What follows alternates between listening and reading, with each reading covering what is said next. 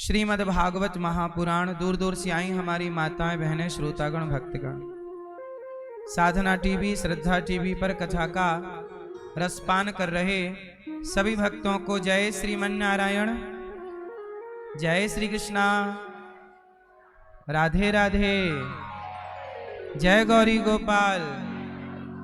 कैसे हैं आप सब?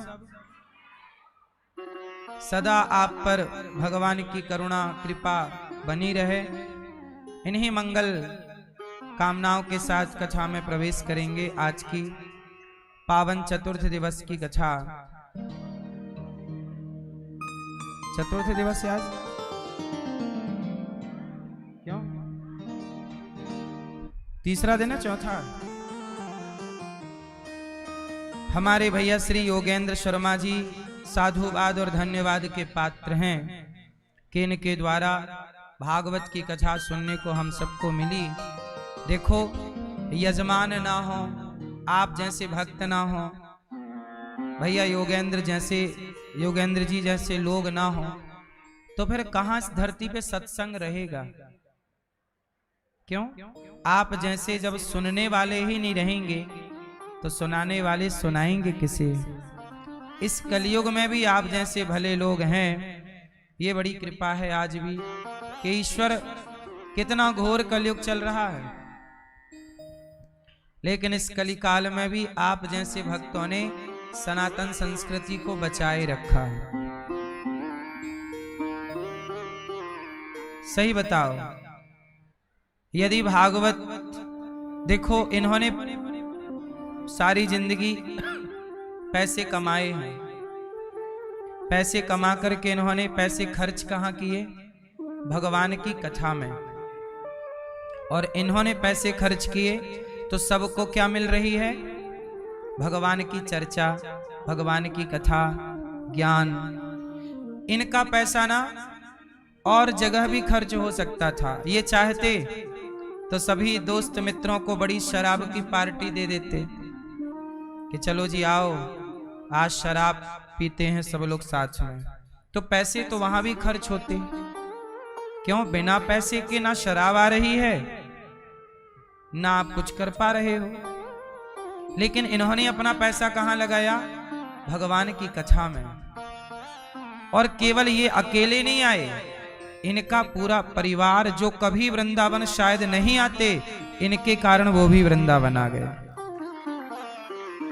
जो लोग शायद कभी कथा ना सुनते तो बोले कि चलो जी, आप जी कथा करा रहे हैं तो व्यवहार तो चुकाना ही है, तो आप आ गए कथा सुनने, तो आप भी धाम में बैठ गए और धाम का वास प्राप्त कर लिया। इसी बहाने आपके कानों से भगवान की कथा तो जा रही है। आप समझें कुछ ना समझें, अलग विषय। एक चेला गुरुजी के पास गया, बोले गुरुजी आपने कथा सुनाई पर हमारी समझ में कुछ नहीं आया, हमारी समझ में तो कुछ भी नहीं आया। 7 दिन आपने कथा सुनाई, हमें कुछ पल्ले नहीं पड़ा, कुछ भी समझ में नहीं आया।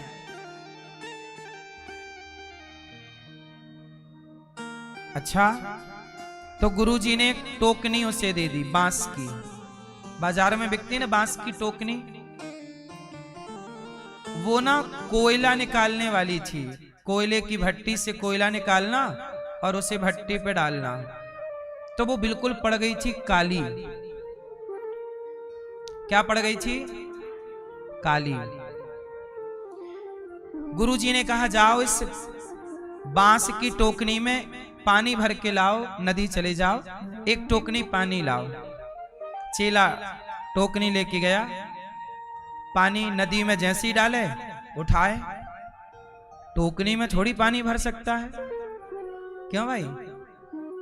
बांस की बनी टोकनी में पानी भर जाता है? गुरुजी ने बोला जाओ एक टोकनी पानी लेके आओ, जाओ। तुम्हें कथा समझ में नहीं आई ना, जाओ एक टोकनी पानी लाओ।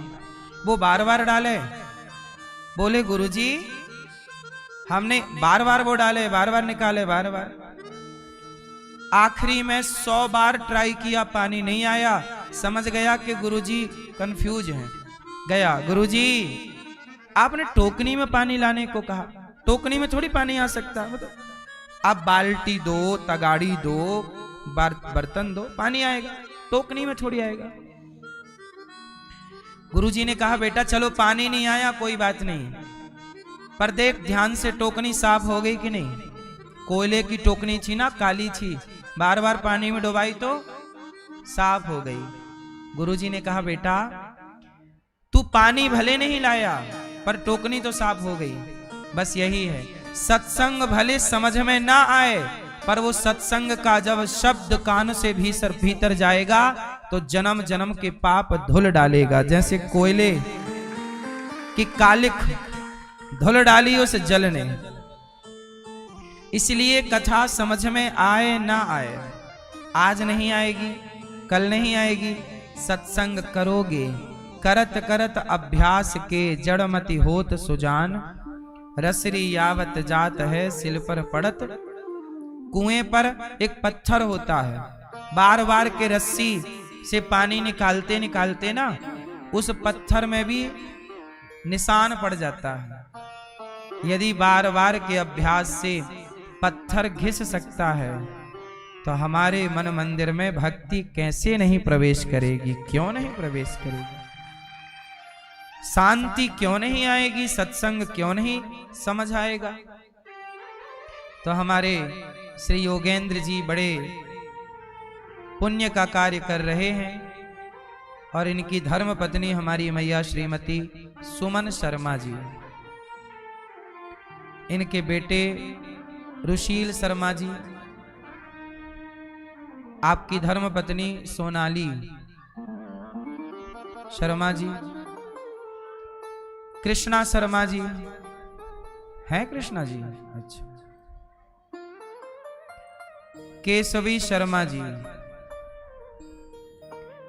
सुखराम शर्मा जी आपके स्वर्गीय दादाजी, स्वर्गीय अतर जी, स्वर्गीय कैलाश देवी जी, स्वर्गीय भाग्यश्री और समस्त पितरों की सदगति हेतु आप बड़ोदरा गुजरात से आकर कथा सुन रहे हैं। बहुत बहुत स्वागत वंदन। भागवत जी के पाठ भी यहाँ बैठे हैं, आप लोगों ने बिठाया है। 18 नवंबर से पुनः भागवत जी के पोथी पाठ बैठेंगे। आप लोग भी अपने पितरों की सदगति के लिए भागवत सुन सकते हैं। कल हम लोगों ने कथा में सुना कि मनु जी की 3 बेटियों की चर्चा हमने सुनी। अब मनु जी के 2 बेटे हैं। मनु जी के 2 बेटे प्रियव्रत और उत्तानपाद। आप सबको छठ पर्व की पुनः शुभकामनाएं। और बिहार के भक्तों के लिए एक अच्छी खबर कि रक्सौल में कथा होने जा रही है 5 फरवरी से। हवाई अड्डा एयरपोर्ट है, वहां पर एयरपोर्ट के अंदर ही कथा होगी है? जहां फ्लाइट लैंड होती है अब वहां भागवत जी लैंड होंगी। वहां भगवान श्री कृष्ण लैंड होंगे, प्रकट होंगे। रनवे पर ही हो रही है, रनवे पे। रनवे मतलब जहां फ्लाइट उतरती है और दौड़ती है, लंबी सड़क, उसे रनवे कहते हैं। वहीं बहुत दिनों से बंद है एयरपोर्ट, कोई फ्लाइट उतर नहीं रही है वहां। चलो भगवान श्री कृष्ण ही उतरेंगे वहां। अच्छा है, हमारी मैया जी का खूब प्रयास है।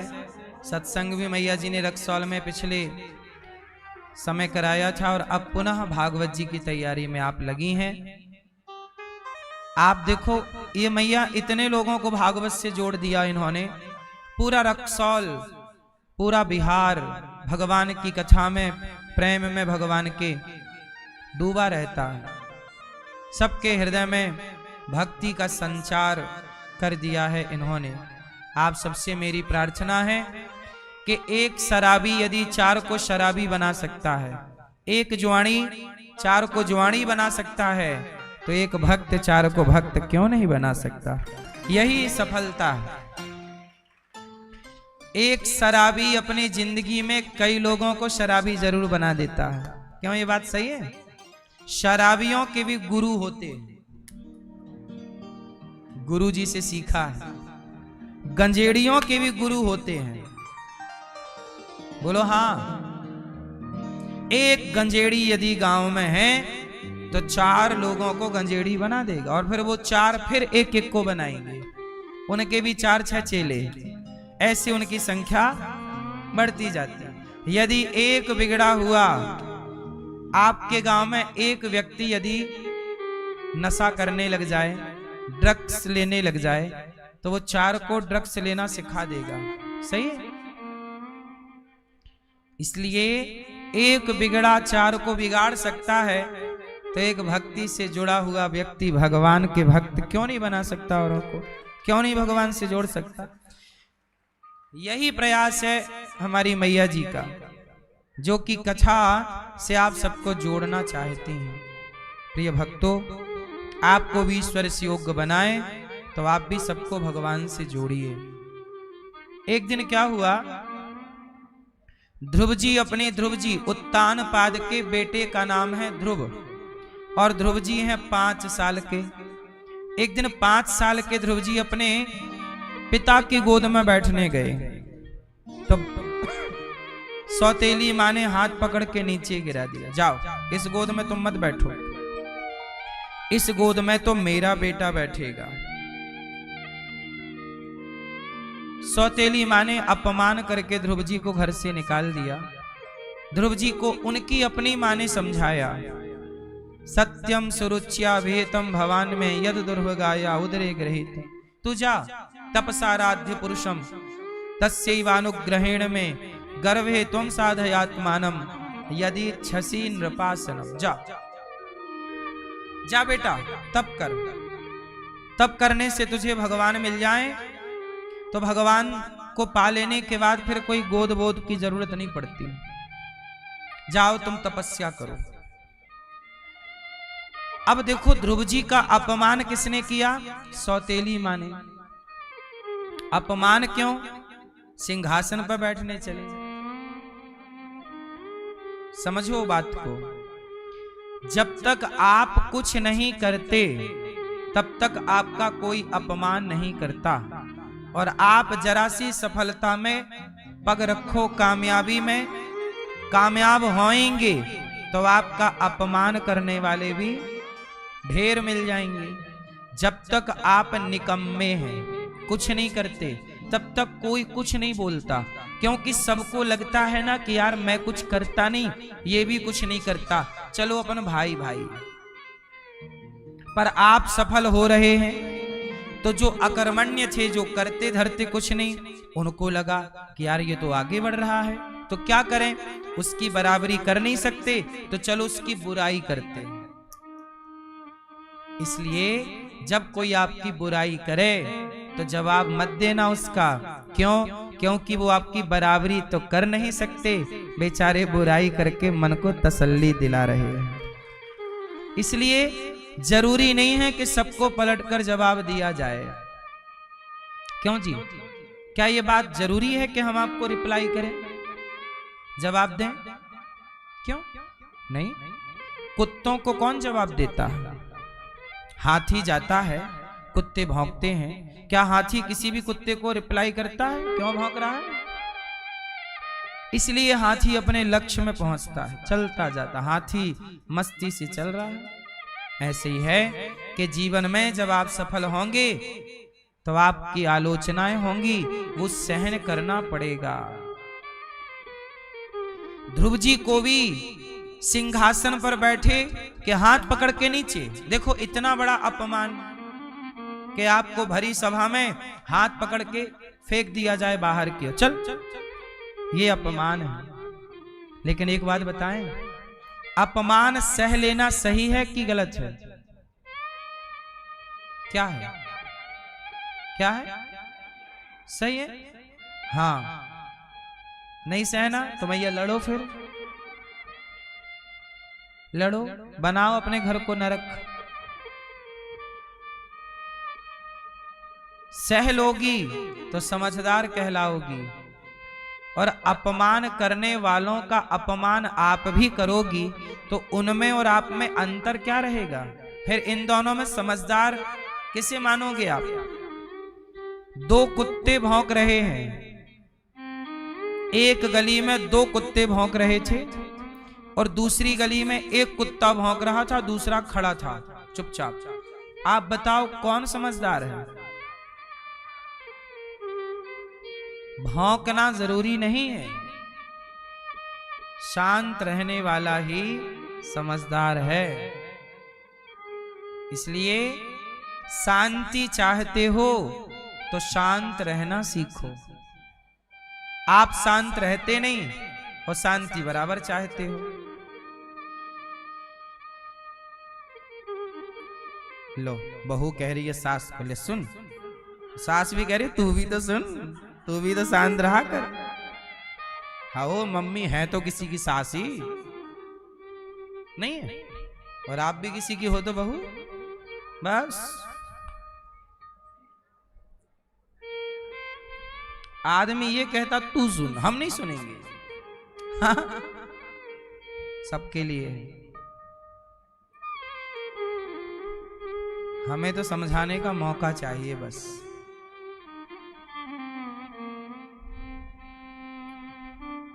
सुनो,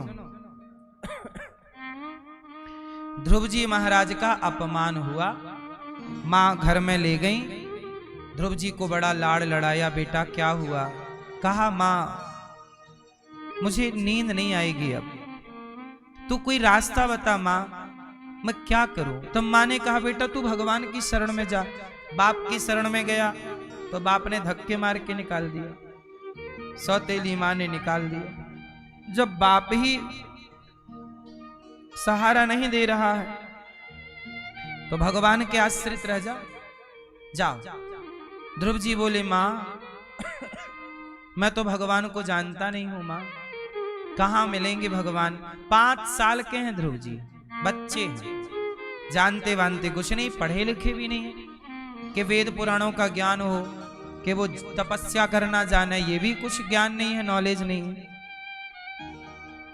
जंगल में कैसे रहा जाता है ये भी ज्ञान का अभाव है। पर ध्रुव जी चल पड़े। मां ने कहा जा, तुझे भगवान मिलेंगे, तू पहले गुरु मिलेंगे फिर भगवान मिलेंगे। ध्रुव जी गए तो उन्हें रास्ते में गुरु जी मिल गए। बिना गुरु के भगवान नहीं मिलते, याद रखिएगा। पहला पड़ाव है गुरु। नारद जी मिल गए, नारायण नारायण। बेटा ध्रुव कहां जा रहे हो? तपस्या करने। क्यों? तुम्हारी तो उम्र बहुत कम है, दूध पियो माँ का, खेलो, घर का आनंद लो, राजा के बेटे हो, मौज करो। नहीं, मेरा अपमान किया है मेरी माँ ने, अब मैं भगवान को पाना चाहता हूं, मुझे कुछ नहीं चाहिए। नारद जी बोले बच्चा तो खिलौनों के लिए रोता है और तू तो भगवान के लिए रो रहा है। ध्रुव जी बोले हाँ महाराज, गुरुजी हमें कोई रास्ता बताओ। नारद जी बोले कि रास्ता बड़ा कठिन है, चल पाएगा? हाँ गुरुजी, मैं त्याग तपस्या सब करूंगा, भगवान को पाकर रहूंगा। अच्छा, तो मैं मंत्र दूंगा, जपेगा? हाँ हाँ जपूंगा। तो जप, बोल ओम नमो भगवते वासुदेवाय। जपो। नियम बता दिया, ऐसे ऐसे नियम करना है, ऐसे ऐसे मंत्र जपना है, ऐसे पूजा करनी है। नारद जी ने उन्हें समझाया कि तेरी उम्र छोटी है, जंगल में शेर खा सकता है, जंगल। ध्रुव जी बोले ना गुरुजी, अब तो मैं भगवान को पाकर ही लौटूंगा। और ध्रुव जी यहीं ब्रजमंडल में आए, यमुना के किनारे, यहीं मधुवन है। जब आप 84 कोस की परिक्रमा लगाओगे ना भी 26 नवंबर से यदि चलना है तो, तब वो ध्रुव टीला भी है जहां ध्रुव जी ने तपस्या की, मैं आपको सब दर्शन कराऊंगा। 84 कोस की यात्रा 26 नवंबर से है, जिसमें सारा कुछ दर्शन होगा, पूरा ब्रजमंडल। चलना है तो चलिएगा। तो ध्रुव जी ने जहां तपस्या की वो जगह भी है। ध्रुव जी की तपस्या भी ब्रजमंडल में ही हुई है, मधुवन कहते हैं उसे। ध्रुव जी ने तपस्या की, 3 दिन में एक बार कुछ खा लेते ध्रुव जी और तपस्या करते। फिर दूसरा महीना लगा, 6 दिन में एक बार खाते। तीसरा महीना लगा 9 दिन में, चौथा महीना लगा 12 दिन में। ऐसे ध्रुव जी ने अपने खाने पे कंट्रोल किया और तपस्या स्टार्ट की। कुछ नहीं, कहीं मन का भटकाव नहीं। भगवान तो 6 महीने में भी मिल सकते हैं, लेकिन आपके अंदर भगवान को पाने की वो लगन नहीं है ना। शराब पी के पड़े रहने से लोगों को ऐसा नहीं लगता कि हम समय वेस्ट कर रहे हैं, बर्बाद कर रहे हैं, पर वो सत्संग करने लग जाएं, कथा सुनने लग जाएं, तो कुछ लोगों को लगता है कि यार तुम कहां अपना समय बर्बाद कर रहे हो। समय की बर्बादी कहां है? संसार में उलझ जाना समय की बर्बादी है, और भगवान में मन लगा के जो समय भगवान से जुड़कर बीता है वही समय सार्थक है। बाकी समय तो समय की बर्बादी है, नहीं है बर्बादी। 6 माह 5 माह कंप्लीट, 6ठा माह स्टार्ट हुआ, प्राण वायु रोक ली ध्रुव जी ने, और जो मंत्र साधा, प्राणायाम साधा, और ओम नमो भगवते वासुदेवाय। देवराज इंद्र का सिंहासन हिल गया। इंद्र बोले प्रभु ये क्या हो रहा है? भगवान बोले मेरा भक्त खड़ा है, तपस्या कर रहा है, तो जाओ प्रभु दर्शन दो। भगवान बोले ध्रुव जी को हम दर्शन देंगे नहीं, ध्रुव जैसे भक्त का तो हम स्वयं दर्शन करते हैं। और भगवान ने हरि अवतार धारण किया और ध्रुव जी को दर्शन देने के लिए हरि बन करके आ गए। चतुर्भुज रूप में शंख चक्र गदा पद्म लेकर भगवान प्रकट हुए। भगवान के सुंदर से बाल घुंघराले से, सुंदर सी बड़ी बड़ी आंखें, सुंदर से गाल, भगवान के गले में सुंदर सी माला पड़ी है, एक कमल की माला पड़ी है, और भगवान का सुंदर सा स्वरूप दिव्य। अच्छा, ध्रुव जी के सामने कौन खड़ा है? भगवान। और ध्रुव जी ने आंखें बंद कर रखी। क्यों? क्योंकि ध्रुव जी के हृदय में भगवान प्रकट हो गए हैं। अब जब हृदय में दर्शन हो रहा है तो बाहर क्यों करें? तब भगवान ने क्या किया?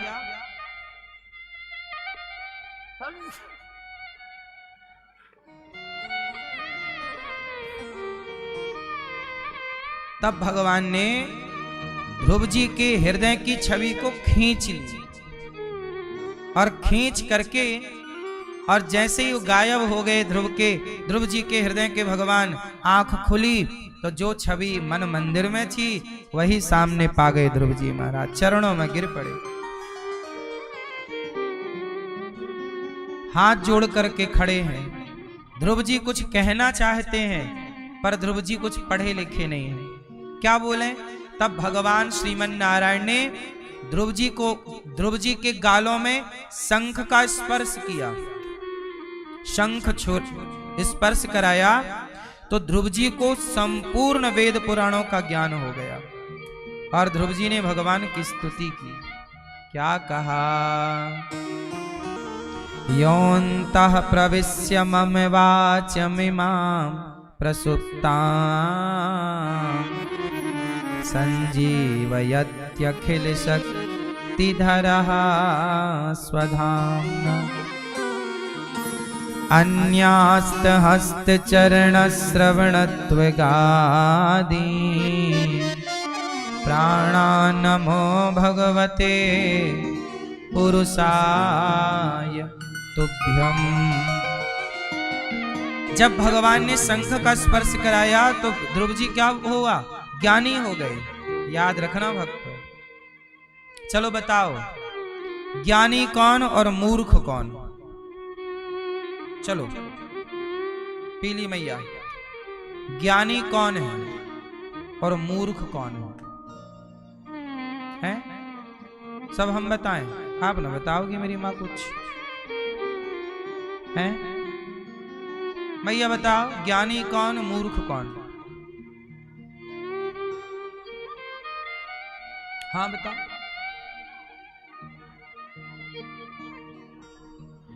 ऐसा कौन है जिसे कुछ नहीं पता? इस धरती में ऐसा कोई है जिसे कुछ पता ना हो? चींटी को भी पता है कुछ कुछ, एक लाइन से चलती है ना। चिड़िया को भी पता है, आकाश में बिल्कुल एक लाइन पे उड़ते हैं। चिड़िया भी बढ़िया घोंसला बनाती है, वाटर प्रूफ। बोलो हाँ। क्यों भाई? छोटा बच्चा पैदा होता है, मां अपना पयोधर उसके मुंह पर डालती है तो छोटा सा बच्चा भी चूसने लगता है। मां का आंचल स्तन बच्चे के मुंह पे है और बच्चा क्या कर रहा है? चूस रहा है। यदि बच्चे को चूसना ना आए तो वो दूध पी पाएगा? तुम मैया बच्चे के मुंह पे अपना स्तन दे सकती हो, आंचल दे सकती हो, पर चूसना तो उसे ही पड़ता है। ये बताओ, चूसने का ज्ञान उसे है या नहीं? जन्म लिया है अभी 1 घंटे का नहीं हुआ, दूध पीना सीख गया। बोलो हाँ। तो आप क्या कहोगी, उस बच्चे को ज्ञान है कि नहीं है? दूध पीने का तो उसे भी ज्ञान है, नहीं है? इस संसार, सोचो, मच्छर को भी ज्ञान होता है बच्चे पैदा करने का। चींटी को भी, इतनी सी है चिटिया, खाना उसे पता बस चल जाए गुड़ कहां रखा है। बोलो, शक्कर कहां रखी है, दीपावली की मिठाई कहां रखी है? आप भूल जाओगी, चींटी नहीं भूलती। बोलो हाँ। बताओ, ज्ञान है? कौन है इस धरती पर जिसे ज्ञान नहीं? अपने अपने क्षेत्र का ज्ञान। अब बताओ, मूर्ख कौन? आपने बोला ना ज्ञान ना हो मूर्ख, तो ज्ञान किसे नहीं है? तो मूर्ख कौन? अब बताओ भैया।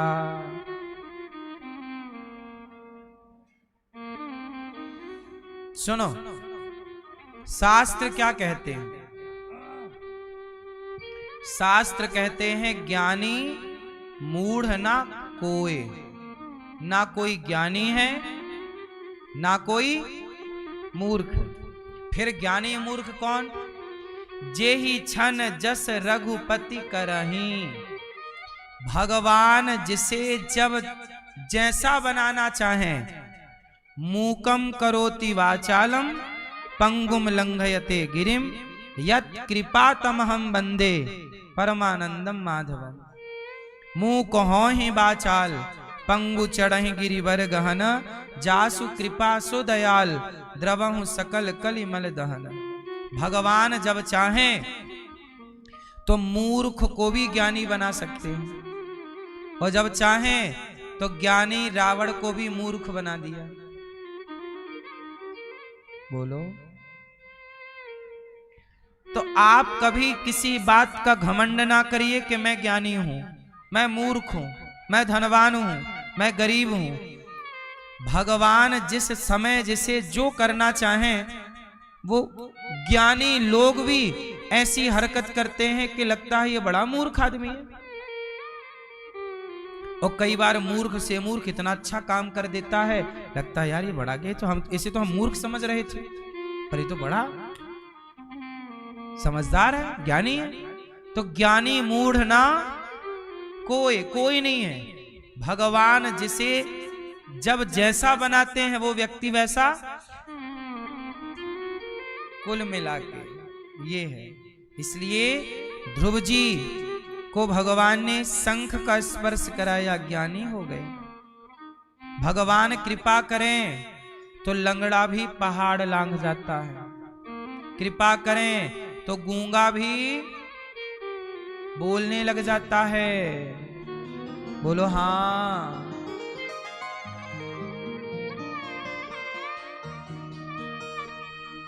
नहीं, संत ज्ञानेश्वर जी का नाम सुना है? ज्ञानेश्वर जी, ये कथा ज्ञानेश्वर जी की ही है, शायद उन्हीं की ही, हल्का सा मुझे डाउट है। कथा तो सच्ची है पर संत ज्ञानेश्वर जी ही है शायद।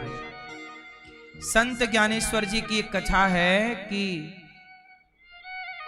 उनका कुछ लोगों ने अपमान किया। बोले तुम्हें तो कुछ आता जाता नहीं है, पढ़े लिखे नहीं हो। जबकि संत ज्ञानेश्वर जी बहुत बड़े विद्वान थे, बहुत बड़े भक्त थे, विद्वान थे, बहुत बड़े भगवान का साक्षात्कार करने वाले। और ये घटना उनके बचपन की है, जब वो 14-15 साल के रहे होंगे। तो संत ज्ञानेश्वर जी का लोगों ने अपमान किया कि तेरे तो किसी का पता ही नहीं है कौन है, किसका बेटा है, कहां से, क्योंकि वो दिव्य पुरुष हैं, प्रकट हो जाते हैं। लोगों ने कहा कौन तेरे माँ बाप, क्या है, कुछ पता नहीं है, तू किस बात का ज्ञानी है। तब वहां से एक भैंसा जा रहा था। कौन कौन भैया? भैंस का पति, भैंसा,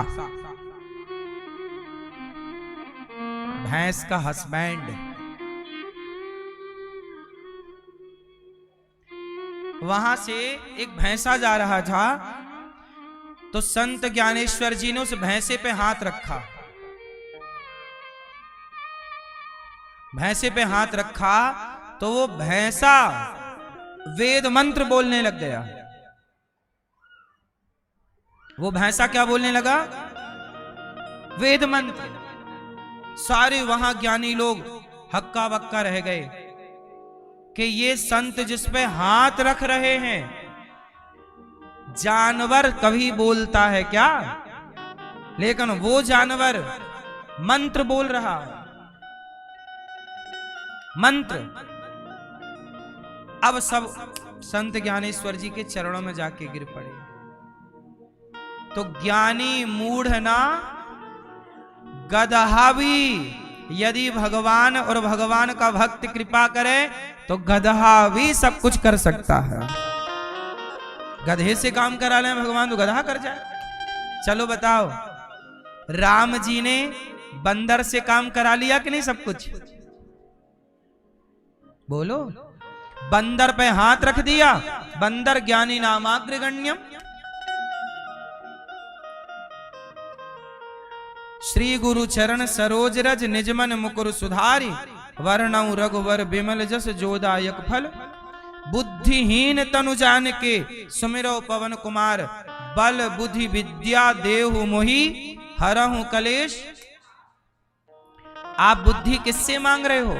बल बुद्धि विद्या देहु मोहि। हे हनुमान, हे हनुमान जी हमें क्या दो? बल बुद्धि विद्या। किससे मांग रहे हो? हनुमान जी एक बंदर हैं। कौन है? एक बंदर जिन पर राम ने हाथ रख दिया, तो उनके जैसा विद्वान, उनके जैसा बलवान धरती पे दूसरा ना हुआ मेरी मां। अब बताओ, बंदर ज्ञानी हो गया, और इतना ज्ञानी कि साधु संत के तुम रखवारे। साधु संत के क्या बन गए? और राम द्वारे तुम रखवारे। साधु संतों के भी रखवारे और राम द्वारे। राम के द्वार की रक्षा कौन? हनुमान जी। और सुनो, ये तो हनुमान जी बंदर हैं, और आगे सुनो। रीछ, रीछ बताओ कौन रीछ? रीछ के बारे में सुना भैया आपने? रामचरितमानस में एक रीछ की कथा है। क्या नाम है? जामवंत के बचन सुहाए, सुनी हनुमंत हृदय अति। हनुमान जी को मोटिवेट किसने किया? जामवंत। ये खुद रीछ है, ऋक्षराज है कि नहीं? भगवान कृपा करें तो रीछ कौन सा ज्ञान नहीं है उनके पास? कौन सी कृपा नहीं है उनके पास? कृपा करें तो बंदर भालुओं पर कृपा कर दें, और कृपा ना हो तो रावण जैसे ज्ञानियों की लंका जला दी। अब बताओ कौन ज्ञानी कौन मूर्ख? बंदर ज्ञानी कि रावण ज्ञानी? बोलो। ज्ञानी तो रावण था, लेकिन राम ने हाथ रख दिया तो बंदर भी रावण से। कोई ज्ञानी नहीं, कोई मूर्ख नहीं। किसी को ज्ञानी मत कहो, किसी को मूर्ख मत कहो। ये समझो कि भगवान की कृपा है। जिस पर कृपा हो गई वो कृपा पाकर के जैसा भगवान करें। इसलिए हम क्यों कहें कि ये मूर्ख है, हम क्यों किसी को कहें कि ये बुरा है? भगवान कृपा करते हैं तो व्यक्ति भला सा दिखता है, और जब कृपा नहीं होती तो वो आज जो आपको अच्छे दिख रहे हैं वही कल आपको बुरे दिख सकते हैं। क्यों भाई? कहां से आवाज आई? गैस लीक हो गई? कोई दिक्कत तो नहीं? ठीक है।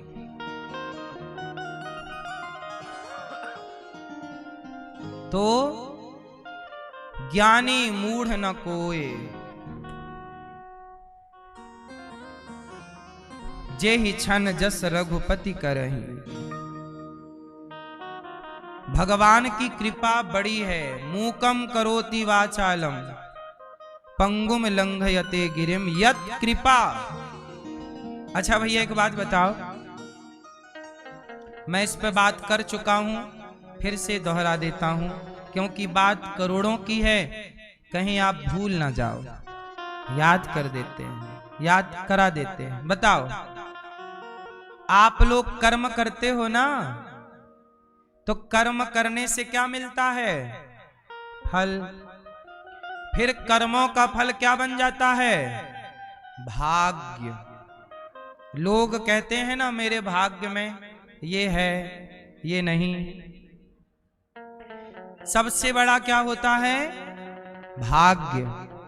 कर्म बड़ा कि भाग्य? कर्म से ही भाग्य बनता है। अच्छा भाग्य बन गया, लेकिन भाग्य के बाद फिर हमने एक दिन बताया था आपको कि भाग्य के ऊपर क्या है? क्या है? भगवान की कृपा। जैसे वृंदावन आना आपके भाग्य में नहीं था, ये तो भगवान की कृपा हुई तो आप आ गए। कुछ चीजें, कुछ जगह ऐसी हैं जहां भाग्य हाथ खड़े कर लेता है। विभीषण के भाग्य में क्या लंका का सिंहासन था? विभीषण के भाग्य में लंका नहीं थी, वो तो राम की कृपा से मिली। सही है कि गलत है? भाग्य कहां इतना। इसलिए जहां भाग्य अपना काम नहीं कर पाता वहां कौन काम कर देता है? भगवान की कृपा। बोलो कृपा। कौन? कृपा। विभीषण के भाग्य में तो जंगल जंगल भटकना लिखा था, पर राम ने कृपा की तो भटकते हुए सुग्रीव को किष्किंधा का राजा बना दिया भगवान ने। कृपा नहीं है ये? इसलिए भाग्य के भरोसे ना रहो, भगवान की कृपा के भरोसे। जहां हमारा भाग्य नहीं पहुंचेगा वहां भगवान की कृपा। अरे वृंदावन में बुला लिया, गौरी गोपाल में इतनी सेवाएं चल रही हैं, ये कोई मेरे भाग्य का खेल थोड़ी है। मेरे भाग्य में तो, मेरा भाग्य तो ऐसा नहीं है कि मुझे पेट भर रोटी मिल जाए।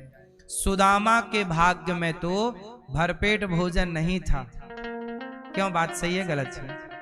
सुदामा के भाग्य में तो अच्छे कपड़े तक नहीं थे कि वो तन को ढक लें।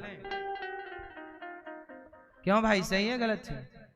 सुदामा के भाग्य में ना तन ढकने को कपड़ा था, ना पेट भरने को रोटी थी। लेकिन सुदामा पर जब मेरे प्रभु की कृपा हुई तो इंद्र का सुख जो है उससे ज्यादा सुदामा को भगवान ने दे दिया। क्या ये सुदामा के भाग्य में था? मैया, क्या ये सुदामा का भाग्य है? ये भगवान की। इसलिए भाग्य का रोना मत रोया करो, तुम भगवान में समर्पित तो हो जाओ। और जहां समर्पण हुआ वहां से कृपा स्टार्ट हो जाती है। तो कई बार भाग्य में जो नहीं होता वो भी मिल जाता है। भाग्य की आप लोग बात करते हो, आओ मैं जरा दो बात भाग्य की कर लूं। सुनो,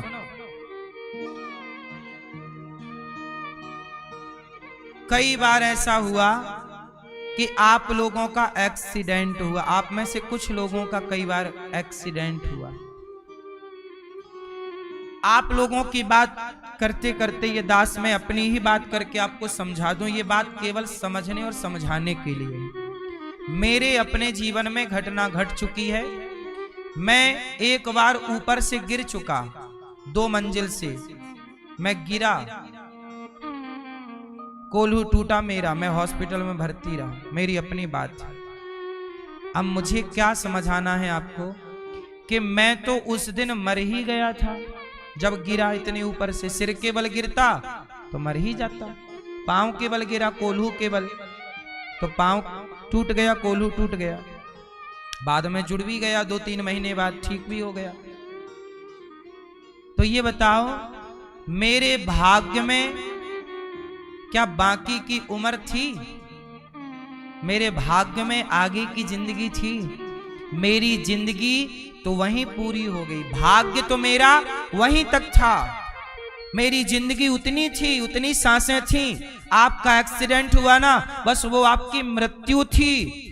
लेकिन आप पर हो गई कृपा, और कृपा के कारण आपका भाग्य तो आपको सुलाना चाहता था मौत की नींद, पर प्रभु की कृपा ने कहा थोड़ा और चल, मैं हूं तेरे साथ, थोड़ा और चल, और आगे चलना है।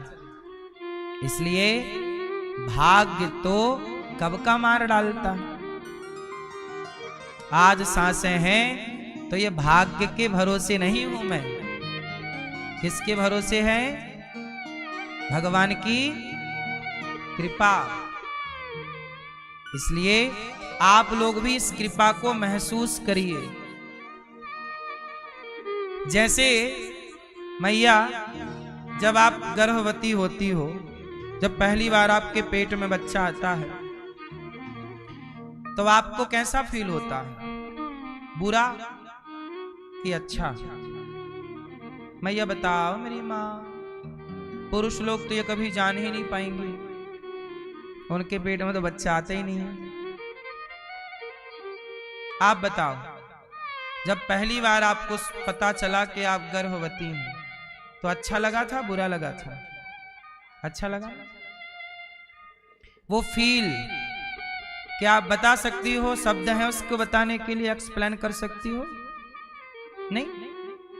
वो महसूस किया जा सकता है, वो सुख, वो आनंद, वो बताया ऐसे ही जैसे माँ अपने पुत्र को महसूस करती है पेट के अंदर। महसूस करने वाली माँ हो तो बच्चे की हर गतिविधि को महसूस किया जा सकता है। ऐसे महसूस करने वाला भक्त हो तो ईश्वर की हर कृपा को महसूस किया जा सकता है। ये ईश्वर की कृपा ही तो है कि हम देख पा रहे हैं, वरना अंधे होते तो क्या कर लेते? ये कृपा ही तो है कि आप वृंदावन आ गए, वरना आपके भाग्य में वृंदावन कहां था। क्यों भैया? इसलिए कृपा की ना होती जो आदत तुम्हारी, तो सुनी ही रहती अदालत तुम्हारी। ध्रुव जी पर भगवान की कृपा हो गई। देखो ना, बड़े बड़े साधु संत सालों तपस्या करते हैं, भगवान नहीं मिलते, और ध्रुव जी को 5 महीने में मिल गए। क्यों मिल गए? न जाने कौन से गुण पर दयानिधि रीझ, कब किस पर कृपा कर लें भाई। बात समझो ना, भगवान कब